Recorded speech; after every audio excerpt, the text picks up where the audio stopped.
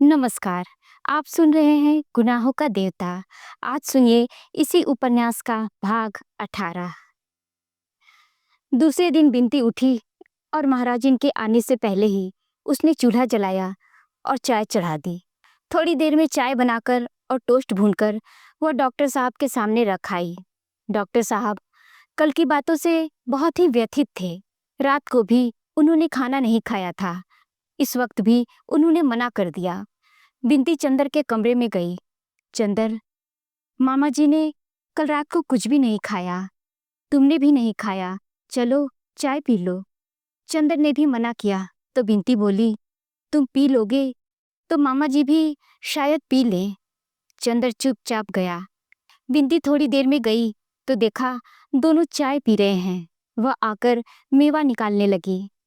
चाय पीते पीते डॉक्टर साहब ने कहा, चंदर, यह पासबुक लो, 500 निकालो और 2000 का हिसाब अलग करवा दो। अच्छा देखो, मैं तो चला जाऊंगा दिल्ली। बिनती को शाहजहांपुर भेजना ठीक नहीं है। वहाँ 4 रिश्तेदार हैं, 20 तरह की बातें होंगी। लेकिन लेकिन मैं चाहता हूँ कि अब जब तक वह चाहे पढ़े। अगर कहो तो यहाँ छोड़ जाऊं, तुम पढ़ाते रहना। बिनती आ गई और तश्तरी में भुना मेवा रखकर उसमें नमक मिला रही थी। चंदर ने एक स्लाइस उठाई और उस पर नमक लगाते हुए बोला, वैसे आप यहाँ छोड़ जाएं तो कोई बात नहीं है, लेकिन अकेले घर में अच्छा नहीं लगता। दो एक रोज की बात दूसरी होती है, एकदम से साल भर के लिए आप समझ ले। हाँ बेटा, कहते तो तुम ठीक हो। अच्छा, कॉलेज के हॉस्टल में अगर रख दिया जाए? डॉक्टर साहब ने पूछा। मैं लड़कियों को हॉस्टल में रखना ठीक नहीं समझता हूँ, चंदर बोला। घर के वातावरण में और वहाँ के वातावरण में बहुत अंतर होता है। हाँ, यह भी ठीक है। अच्छा, तो इस साल मैं इसे दिल्ली लिए जा रहा हूँ। अगले साल देखा जाएगा चंदर। इस महीने भर में मेरा सारा विश्वास हिल गया। सुधा का विवाह कितनी अच्छी जगह किया गया, मगर सुधा पीली पड़ गई है। कितना दुख हुआ देखकर। और बिनती के साथ यह हुआ। सचमुच यह जाति विवाह सभी परंपराएं बहुत ही बुरी हैं, बुरी तरह सड़ गई हैं। उन्हें तो काट फेंकना चाहिए। मेरा तो वैसे इस अनुभव के बाद सारा आदर्श ही बदल गया। चंदर बहुत अचरज से डॉक्टर साहब की ओर देखने लगा। यही जगह थी। इसी तरह बैठकर डॉक्टर साहब ने बैठकर जाति बिरादरी विवाह आदि सामाजिक परंपराओं की कितनी प्रशंसा की थी। जिंदगी की लहरों ने हर एक को 10 महीने में कहां से कहां लाकर पटक दिया है। डॉक्टर साहब कहते गए, हम लोग जिंदगी से दूर रहकर सोचते हैं कि हमारी सामाजिक संस्थाएं स्वर्ग हैं। यह तो जब उनमें धंसो तब उनकी गंदगी मालूम होती है। चंदर, तुम कोई गैर जात का अच्छा सा लड़का ढूंढो। मैं बिनती की शादी दूसरी बिरादरी में कर दूंगा। बिनती, जो चाय ला रही थी, फौरन बड़े दृढ़ स्वर में बोली, मामा जी, आप जहर दे दीजिए, लेकिन मैं शादी नहीं करूंगी। क्या आपको मेरी दृढ़ता पर विश्वास नहीं? क्यों नहीं बेटी। अच्छा, जब तक तेरी इच्छा हो पढ़। दूसरे दिन डॉक्टर साहब ने बुआ जी को बुलाया और रुपए दे दिए। यह लो 500 पहले खर्च के हैं और 2000 में से तुम्हें धीरे धीरे मिलता रहेगा। 2-3 दिन के अंदर बुआ ने जाने की सारी तैयारी कर ली, लेकिन 3 दिन तक बराबर रोती रही। उनके आंसू थमे नहीं। बिनती चुप थी, वह भी कुछ नहीं बोली। चौथे दिन जब वह सामान मोटर पर रखवा चुकी तो उन्होंने चंदर से बिनती को बुलवाया। बिनती आई तो उन्होंने उसे गले से लगा लिया और बेहद रोई, लेकिन डॉक्टर साहब को देखते ही फिर बोल उठी, हमरी लड़की का दिमाग तुम ही बिगाड़े हो। दुनिया में भाइयों अपने नए होत, अपनी लड़की को ब्याह दियो। हमरी लड़की को। फिर बिनती को चिपटा कर रोने लगी। चंदर चुपचाप खड़ा सोच रहा था। अभी तक बिनती खराब थी, अब डॉक्टर साहब खराब हो गए। बुआ ने रुपए संभाल कर रख लिए और मोटर पर बैठ गई। समस्त लांछनों के बावजूद डॉक्टर साहब उन्हें पहुंचाने स्टेशन तक गए। बिनती बहुत ही चुप सी हो गई थी। वह किसी से कुछ बोलती नहीं और चुपचाप काम किया करती थी।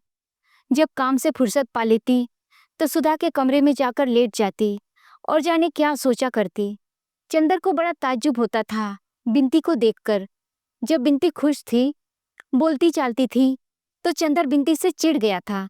लेकिन बिंती के जीवन का यह नया रूप देखकर पहले की सब बातें भूल गया और फिर उससे बात करने की कोशिश करने लगा।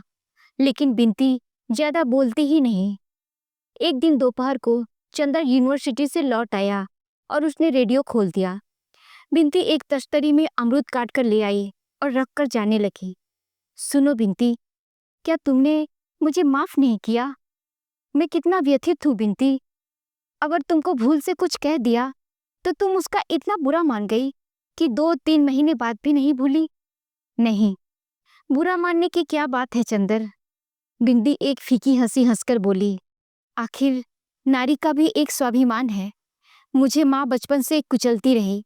मैंने तुम्हें दीदी से बढ़कर माना। तुम भी ठोकरें लगाने से बाज नहीं आए। फिर भी मैं सब सहती गई।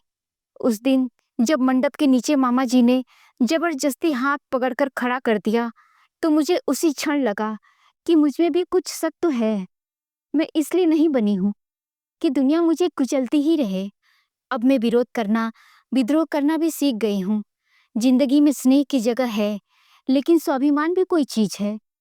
और तुम्हें अपनी जिंदगी में किसी की जरूरत भी तो नहीं। कहकर बिंती धीरे धीरे चली गई। अपमान से चंदर का चेहरा काला पड़ गया।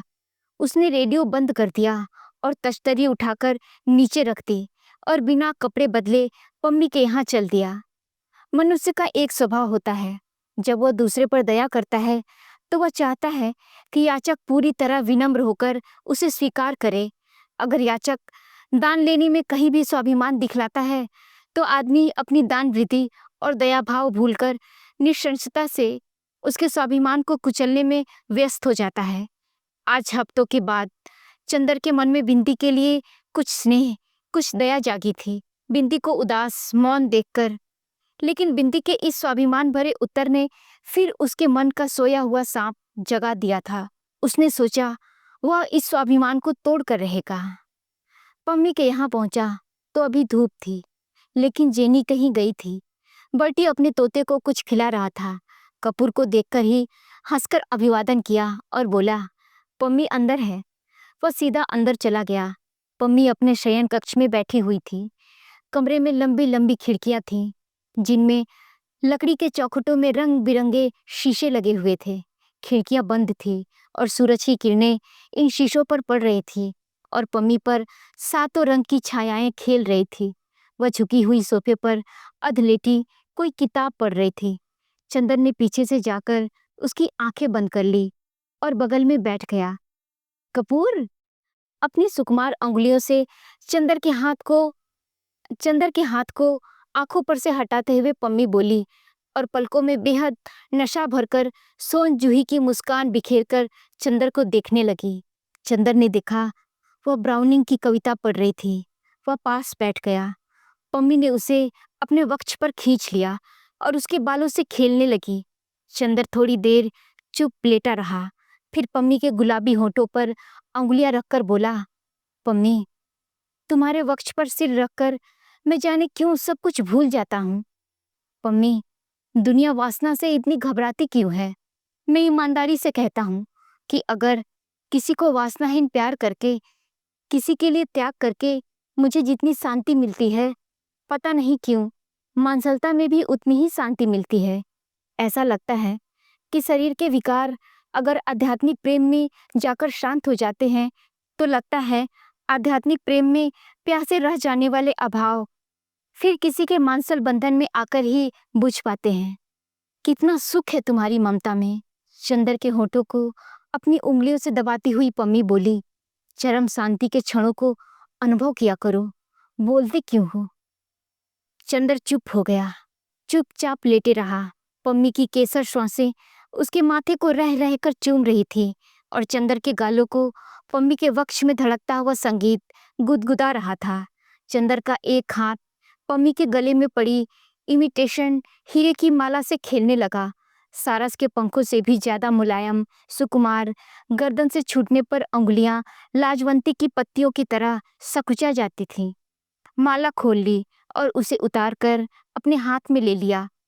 पम्मी ने माला लेने के लिए हाथ बढ़ाया ही था कि गले के बटन टच से टूट गए। बर्फानी चांदनी उफन कर छलक पड़ी।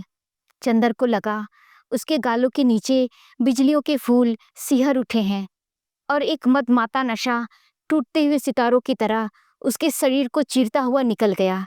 वह कांप उठा, सचमुच कांप उठा। नशे में चूर वह उठकर बैठ गया और उसने पम्मी को अपनी गोद में डाल लिया। पम्मी अनंग के धनुष की प्रत्यंचा की तरह दोहरी होकर उसकी गोद में पड़ी रही। तरुणाई का चांद टूटकर दो टुकड़े हो गया और वासना के तूफान ने झीने बादल भी हटा दिए। जहरीली चांदनी ने नागिन बनकर चंदर को लपेट लिया। चंदर ने पागल होकर पम्मी को अपनी बाहों में कस लिया। इतनी प्यास से लगा कि पम्मी का दीप शिखा सा तन चंदर के तन में समा जाएगा। पम्मी निश्चेत आंखें बंद किए थी, लेकिन उसके गालों पर जाने क्या खिल उठा था। चंदर के गले में उसने मृणाल सी बाहें डाल दी थी। चंदर ने पम्मी की ओठों को जैसे अपने ओठों में समेट लेना चाहा। इतनी आग, इतनी आग, इतना नशा। ठाए! सहसा बाहर बंदूक की एक आवाज हुई। चंदर चौंक उठा। उसने अपने बाहुपाश ढीले कर दिए, लेकिन पम्मी उसके गले में बाहें डाले बेहोश पड़ी थी। चंदर ने क्षण भर पम्मी के भरपूर रूप यौवन को आंखों से पी लेना चाहा। पम्मी ने अपनी बाहें हटा ली और नशे में मदहोश सी चंदर की गोद से एक ओर लुढ़क गई। उसे अपने तन बदन का होश नहीं था। चंदर ने उसके वस्त्र ठीक किए और फिर झुककर उसकी नशे में चूर पलके चूम ली। ठाए! बंदूक की दूसरी आवाज हुई। चंदर घबरा कर उठा। यह क्या है पम्मी?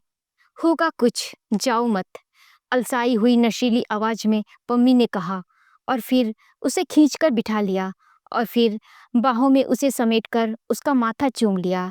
ठाए! फिर तीसरी आवाज हुई। चंदर उठ खड़ा हुआ और जल्दी से बाहर दौड़कर गया। देखा, बर्टी की बंदूक बरामदे में पड़ी है और वह पिंजड़े के पास मरे हुए तोते का पंख पकड़कर उठाए हुए है। उसके घाव से बर्टी के पतलून पर खून चू रहा था। चंदर को देखते ही बर्टी हंस पड़ा। देखा, 3 गोलियों में इसे बिल्कुल मार डाला। वह तो कहो सिर्फ एक ही गोली लगी, वरना। और पंख पकड़कर तोते की लाश को झुलाने लगा। छी, फेंको उसे, हत्यारे कहीं के। उसे मार क्यों डाला? चंदर ने कहा। तुमसे मतलब? तुम कौन होते हो पूछने वाले? मैं प्यार करता था उसे, मैंने मार डाला। बर्टी बोला और आहिस्ते से उसे एक पत्थर पर रख दिया। रुमाल निकालकर फाड़ डाला। आधा रुमाल उसके नीचे बिछा दिया और आधे से उसका खून पोंछने लगा। फिर चंदर के पास गया। चंदर के कंधे पर हाथ रखकर बोला, कपूर, तुम मेरे दोस्त हो ना, जरा रुमाल दे दो। और चंदर का रुमाल लेकर तोते के पास खड़ा हो गया। बड़ी हसरत से उसकी ओर देखता रहा, फिर झुककर उसे चूम लिया और उस पर रुमाल उड़ा दिया और बड़े मातम की मुद्रा में उसी के पास सिर झुकाकर बैठ गया। बर्टी, बर्टी, पागल हो गई क्या? चंदर ने उसका कंधा पकड़कर हिलाते हुए कहा। यह क्या नाटक हो रहा है? बर्टी ने आंखें खोली और चंदर को भी हाथ पकड़कर वहीं बिठा लिया और बोला, देखो कपूर, एक दिन तुम आए थे तो मैंने तोता और जेनी दोनों को दिखाकर कहा था कि जेनी से मैं नफरत करता हूँ, उससे शादी कर लूंगा, और तोते से मैं प्यार करता हूँ, इसे मार डालूंगा। कहा था कि नहीं? कहो हाँ। हाँ, कहा था। चंदर बोला, लेकिन क्यों कहा था? हाँ, अब पूछा तुमने। तुम पूछोगे मैंने क्यों मार डाला, तो मैं कहूँगा कि इसे अब मर जाना चाहिए था, इसलिए इसे मार डाला। तुम पूछोगे इसे क्यों मर जाना चाहिए, तो मैं कहूँगा जब कोई जीवन की पूर्णता पर पहुँच जाता है तो उसे मर जाना चाहिए। अगर वह अपनी जिंदगी का लक्ष्य पूरा कर चुका है और नहीं मरता है तो यह उसका अन्याय है। वह अपनी जिंदगी का लक्ष्य पूरा कर चुका था, फिर भी नहीं मरता था। मैं भी इसे प्यार करता था, लेकिन यह अन्याय नहीं सह सकता था, अतः मैंने इसे मार डाला। अच्छा, तो तुम्हारे तोते की जिंदगी का कोई लक्ष्य था? हर एक की जिंदगी का लक्ष्य होता है, और वह लक्ष्य होता है सत्य को, चरम सत्य को जानना। वह सत्य जान लेने के बाद आदमी अगर जिंदा रहता है तो उसकी यह असीम बेहयाई है। मैंने इसे वह सत्य दिखा दिया, फिर भी यह नहीं मरा तो मैंने मार डाला। फिर तुम पूछोगे कि वह चरम सत्य क्या है? वह सत्य है कि मौत आदमी के शरीर की हत्या करती है और आदमी की हत्या गला घोंट देती है। मसलन तुम अगर किसी औरत के पास जा रहे हो या किसी औरत के पास से आ रहे हो और अगर संभव है उसने तुम्हारी आत्मा की हत्या कर डाली हो, तब तुम जल्दी पूरे पागल हो जाओगे, चंदर ने कहा। और फिर वह पम्मी के पास लौट गया। पम्मी उसी तरह मदहोश लेटी थी। उसने जाते ही फिर बाहें फैलाकर चंदर को समेट लिया और चंदर उसके वक्ष की रेशमी गरमाई में डूब गया। जब वो लौटा तो बल्टी हाथ में खुरपा लिए एक गड्ढा बंद रहा था। सुनो कपूर, यहाँ मैंने उसे गाड़ दिया, यह उसकी समाधि है। और देखो, आते आते यहाँ सिर झुका देना। वह बेचारा जीवन का सत्य जान चुका है, समझ लो वह सेंट पेरेंट हो गया है। अच्छा अच्छा, चंदर ने सिर झुकाया और हंसते हुए आगे बढ़ा। सुनो, रुको कपूर, फिर बल्टी ने पुकारा और पास आकर चंदर के कंधे पर हाथ रखकर बोला, कपूर, तुम मानते हो कि नहीं कि पहले मैं एक असाधारण आदमी था? अब भी हो? चंदर ने हंसते हुए कहा, नहीं, अब मैं असाधारण नहीं हूँ कपूर। देखो, तुम्हें आज रहस्य बताऊं। वही आदमी असाधारण होता है जो किसी परिस्थिति में किसी भी तथ्य को स्वीकार नहीं करता, उसका निषेध करता चलता है। जब वह किसी को भी स्वीकार कर लेता है तब वह पराजित हो जाता है। मैं तो कहूँगा, असाधारण आदमी बनने के लिए सत्य को भी स्वीकार नहीं करना चाहिए। क्या मतलब? क्या मतलब बर्टी? तुम तो दर्शन की भाषा में बोल रहे हो। मैं अर्थशास्त्र का विद्यार्थी हूँ भाई, चंदर ने कौतूहल से कहा। देखो, अब मैंने विवाह कर लिया, जेनी को स्वीकार कर लिया, चाहे यह जीवन का सत्य ही क्यों न हो, पर महत्ता तो निषेध में होती है। सबसे बड़ा आदमी वह होता है जो अपना निषेध कर दे। लेकिन मैं अब साधारण आदमी हूँ, सस्ते किस्म का अदना व्यक्ति। मुझे कितना दुख है आज। मेरा तोता भी मर गया और मेरी असाधारणता भी। और बर्टी फिर तोते की कब्र के पास सिर झुकाकर बैठ गया। वह घर पहुंचा तो उसके पांव जमीन पर नहीं पड़ रहे थे।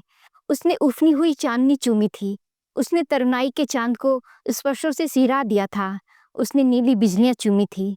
प्राणों के सिहरन और गुदगुदी से खेलकर वह आ रहा था। वह पम्मी के होठों के गुलाबों को चूम चूम कर गुलाबों के देश में पहुंच गया था और उसकी नसों में बहते हुए रस में गुलाब झूम उठे थे। वह सिर से पैर तक एक मदहोश प्यास बना हुआ था। घर पहुंचा तो जैसे उल्लास से उसका अंग अंग नाच रहा हो। बिंती के प्रति दोपहर का जो आक्रोश उसके मन में उभर आया था वह भी शांत हो गया था। बिंती ने आकर खाना रखा। चंदर ने बहुत हंसते हुए कहा, बड़े मीठे स्वर में कहा, बिंती, आज तुम भी खाओ। नहीं, मैं नीचे खाऊंगी। अरे चल बैठ किलरी, चंदर ने बहुत दिन पहले के स्नेह के स्वर में कहा और बिंती के पीठ पर एक घूंसा मारकर उसे बिठा लिया। आज तुम्हें नाराज नहीं रहने देंगे। ले खा पगली। नफरत से नफरत बढ़ती है, प्यार से प्यार जगता है। बिंती के मन का सारा स्नेह सूख गया था। वह चिड़चिड़ी, स्वाभिमानी, गंभीर और रूखी हो गई थी। लेकिन औरत बहुत कमजोर होती है। ईश्वर न करे कोई उसके हृदय की ममता को छू ले। वह सब कुछ बर्दाश्त कर लेती है, लेकिन अगर कोई किसी तरह उसके मन के रस को जगा दे तो वह फिर से अपना सब अभिमान भूल जाती है। चंदर ने जब वो यहाँ आई थी तभी से उसके हृदय की ममता जीत ली थी, इसलिए चंदर के सामने सदा झुकती आई। लेकिन पिछली बार से चंदर ने ठोकर मारकर सारा स्नेह बिखेर दिया था। उसके बाद उसके व्यक्तित्व का रस सूखता ही गया। क्रोध जैसे उसकी भौहों पर रखा रहता था। आज चंदर ने उसको इतने दुलार से बुलाया तो लगा पर न जाने कितने दिनों का भूला स्वर सुन रही है। चाहे चंदर के प्रति उसके मन में कुछ भी आक्रोश क्यों न हो, लेकिन वह इस स्वर का आग्रह नहीं टाल सकती। यह वह भली प्रकार जानती थी। वह बैठ गई। चंदर ने एक कौर बनाकर बिंती के मुंह में दे दिया। बिंती ने खा लिया। चंदर ने बिंती की बाह में चुटकी काटकर कहा, अब दिमाग ठीक हो गया पगली का? इतने दिनों से अकड़ी फिरती थी। बिंती ने बहुत दिन के भूले हुए स्नेह के स्वर में कहा, खुद ही तो अपना दिमाग बिगाड़े रहते हैं और हमें इल्जाम लगाते हैं। तरकारी ठंडी तो नहीं है? दोनों में सुलह हो गई। जाड़ा अभी काफी बढ़ गया था। खाना खा चुकने के बाद बिंदी शॉल ओढ़े चंदर के पास आई और बोली, लो, इलायची खाओगे? चंदर ने ले ली। छीलकर आधे दाने खुद खा लिए, आधे बिंती के मुंह में दे दिए। बिंती ने धीरे से चंदर की उंगली दांत से दबा दी। चंदर ने हाथ खींच लिया। बिंती उसी के पलंग पर पास ही बैठ गई और बोली, याद है तुम्हें? इसी पलंग पर तुम्हारा सिर दबा रही थी तो तुमने शीशी फेंक दी थी। हाँ याद है। अब कहो, तुम्हें उठाकर फेंक दूं? चंदर आज बहुत खुश था। मुझे क्या फेंकोगे? बिंती ने शरारत से मुंह बनाकर कहा, मैं तुमसे उठूंगी ही नहीं। जब अंगों का तूफान एक बार उठना सीख लेता है तो दूसरी बार उठते हुए उसे देर नहीं लगती। अभी वह अपने तूफान में पम्मी को पीस कर आया था। सिरहाने बैठी हुई बिंती हल्का बादामी शॉल ओढ़े रह रहकर मुस्कुराती और गालों पर फूलों के कटोरे खिल जाते, आंख में एक नई चमक। चंदर थोड़ी देर देखता रहा। उसके बाद उसने बिंती को खींचकर कुछ हिचकते हुए बिंती के माथे पर अपने होठ रख दिए। बिंती कुछ नहीं बोली, चुपचाप अपने को छुड़ाकर सिर झुकाए बैठी रही और चंदर के हाथ को अपने हाथ में लेकर उसकी उंगलियां चिटकाती रही। सहसा बोली, अरे, तुम्हारे कफ का बटन टूट गया है, लाओ सिल दूं। चंदर को पहले कुछ आश्चर्य हुआ, फिर कुछ ग्लानि। बिंती कितना समर्पण करती है उसके सामने वह, लेकिन उसने अच्छा नहीं किया। पम्मी की बात दूसरी है, बिंती की बात दूसरी। बिंती के साथ एक पवित्र अंतर ही ठीक रहता। बिंती आई और उसके कफ में बटन सीने लगी। सीते सीते बचे हुए डोरे को दांत से तोड़ती हुई बोली, चंदर, एक बात कहें, मानोगे? क्या? पम्मी के यहाँ मत जाया करो। क्यों? पम्मी अच्छी औरत नहीं है। वो तुम्हें प्यार नहीं करती, तुम्हें बिगाड़ती है। यह बात गलत है बिंती। तुम इसलिए कह रही हो ना कि उसमें वासना बहुत तीखी है? नहीं, यह नहीं। उसने तुम्हारी जिंदगी में सिर्फ एक नशा, एक वासना दी, कोई ऊंचाई, कोई पवित्रता नहीं दी। कहाँ दीदी, कहाँ पम्मी? किस स्वर्ग से उतरकर तुम किस नर्क में फंस गए? पहले मैं भी यही सोचता था बिंती, लेकिन बाद में मैंने सोचा कि माना किसी लड़की के जीवन में वासना ही तीखी है तो क्या इसी से वह निंदनीय है? क्या वासना स्वतः में निंदनीय है? गलत। यह तो स्वभाव और व्यक्तित्व का अंतर है बिंती। हर एक से हम कल्पना नहीं मांग सकते, हर एक से वासना नहीं पा सकते। बादल है, उस पर किरण पड़ेगी, इंद्रधनुष ही खिलेगा। फूल है, उस पर किरण पड़ेगी, तबस्सुम ही आएगा। बादल से हम मांगने लगे तबस्सुम और फूल से मांगने लगे इंद्रधनुष, तो यह तो हमारी एक कवित्वमयी भूल होगी। माना एक लड़की के जीवन में प्यार आया, उसने अपने देवता के चरणों पर अपनी कल्पना चढ़ा दी। दूसरे के जीवन में प्यार आया, उसने चुंबन, आलिंगन और गुदगुदी की बिजलियां दी। एक बोली, देवता मेरे, मेरा शरीर चाहे जिसका हो, मेरी पूजा भावना, मेरी आत्मा तुम्हारी है और वह जन्म जन्मांतर तक तुम्हारी ही रहेगी। और दूसरी दीप शिखा सी लहराकर बोली, दुनिया कुछ कहे, अब तो मेरा तन मन तुम्हारा है, मैं तो बेकाबू हूँ, मैं क्या करूँ? मेरे तो अंग अंग जैसे अलसाकर चूर हो गए हैं तुम्हारी गोद में गिर पड़ने के लिए। मेरी तरुणाई पुलक उठी है तुम्हारे आलिंगन में पिस जाने के लिए। मेरे लाज के बंधन जैसे शिथिल हुए जाते हैं। मैं करूं तो क्या करूं? कैसा नशा पिला दिया है तुमने, मैं सब कुछ भूल गई हूँ। तुम चाहे जिसे अपनी कल्पना दो, अपनी आत्मा दो, लेकिन एक बार अपने जलते हुए होठों में मेरे नरम गुलाबी होठ समेट लो ना। बताओ बिंती, क्यों पहली की भावना ठीक है और दूसरी की प्यास गलत? बिंती कुछ देर चुप रही, फिर बोली, चंदर, तुम बहुत गहराई से सोचते हो, लेकिन मैं तो एक मोटी सी बात जानती हूँ। जिसके जीवन में वह प्यास जग जाती है, वह फिर किसी भी सीमा तक गिर सकता है, लेकिन जिसने त्याग किया, जिसकी कल्पना जागी, वह किसी भी सीमा तक उठ सकता है। मैंने तो तुम्हें उठते हुए देखा है। गलत है बिंती, तुमने गिरते हुए देखा है मुझे। तुम मानोगी कि सुधा से मुझे कल्पना ही मिली थी, त्याग ही मिला था, पवित्रता ही मिली थी, पर वह कितने दिन टिकी? और तुम यह कैसे कर सकती हो कि वासना आदमी को नीचे ही गिराती है? तुम आज की ही घटना लो। तुम यह तो मानोगी कि अभी तक मैंने तुम्हें अपमान और तिरस्कार ही दिया था। खैर, उसकी बात जाने दो। बिंती बोली, नहीं, बात आ गई है तो मैं साफ कहता हूँ कि आज मैंने तुम्हारा प्रतिदान देने की सोची। आज तुम्हारे लिए मेरे मन में बड़ा स्नेह उमड़ आया। क्यों, जानती हो?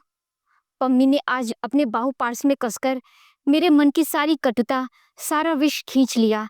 मुझे लगा बहुत दिन बाद मैं फिर पिशाच नहीं, आदमी हूँ। यह वासना का ही दान है। तुम कैसे कहोगी कि वासना आदमी को नीचे ही ले जाती है? बिंती कुछ नहीं बोली।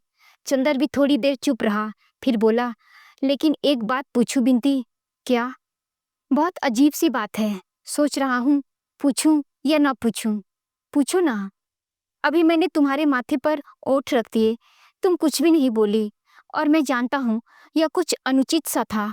तुम पम्मी नहीं हो, फिर भी तुमने कुछ भी विरोध नहीं किया। फिर भी तुमने कुछ भी विरोध नहीं किया। बिंती थोड़ी देर चुपचाप अपने पाँव की ओर देखती रही, फिर शॉल के छोर से एक डोरा खींचते हुए बोली, चंदर, मैं अपने को कुछ समझ नहीं पाती। सिर्फ इतना जानती हूँ कि मेरे मन में तुम जाने क्या हो, इतने महान हो कि मैं तुम्हें प्यार नहीं करती, लेकिन तुम्हारे लिए कुछ भी करने से मैं अपने को रोक नहीं सकती।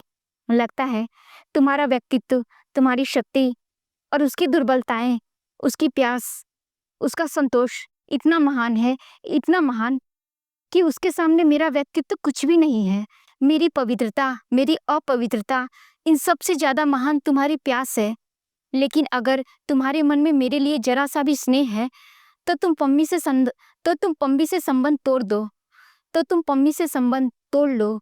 दीदी से अगर मैं बताऊंगी तो जाने क्या हो जाएगा। और तुम जानते हो, और तुम जानते नहीं, दीदी अब कैसी हो गई है। तुम देखोगे तो आंसू। बस बस, चंदर ने अपने हाथ से बिंती का मुंह बंद करते हुए कहा, सुधा की बात मत करो। तुम्हें कसम है, तुम्हें कसम है। जिंदगी के जिस पहलू को हम भूल चुके हैं, उसे कुरेदने से क्या फायदा। अच्छा अच्छा चंदर। चंदर का हाथ हटाकर बिंती बोली, लेकिन पम्मी को अपनी जिंदगी से हटा दो। यह नहीं हो सकता बिंती, यह नहीं हो सकता बिंती। चंदर बोला, और जो कहो वह मैं कर दूंगा। हाँ, तुम्हारे प्रति आज तुम्हारे प्रति आज तक जो दुर्व्यवहार हुआ है, उसके लिए मैं तुमसे क्षमा मांगता हूँ। छी, छी चंदर, मुझे शर्मिंदा मत करो। काफी रात हो गई थी। चंदर लेट गया। बिंती ने उसे रजाई उड़ा दी और टेबल पर बिजली का स्टैंड रखकर बोली, अब चुपचाप सो जाओ। बिंती चली गई। चंदर पड़ा पड़ा सोचने लगा, दुनिया गलत कहती है कि वासना पाप है। वासना से भी पवित्रता और क्षमाशीलता आती है। पम्मी से उसे जो कुछ मिला, वह अगर पाप है, तो आज चंदर ने जो बिंती को दिया, उसमें इतनी क्षमा, इतनी उदारता और इतनी शांति क्यों थी? उसके बाद वह बिंती को बहुत दुलार और पवित्रता से रखने लगा। कभी कभी वह जब घूमने जाता तो बिंती को भी ले जाता था। न्यू ईयर्स डे के दिन पम्मी ने दोनों को दावत दी। बिंती पम्मी के पीछे चाहे चंदर से पम्मी का विरोध कर ले, पर पम्मी के सामने बहुत शिष्टता और स्नेह का बर्ताव करती थी। दोस्तों, आज की कहानी यहीं तक। शेष कहानी अगले अंक में सुनेंगे। तब तक के लिए सुनते रहिए बोलती किताबें। नमस्कार।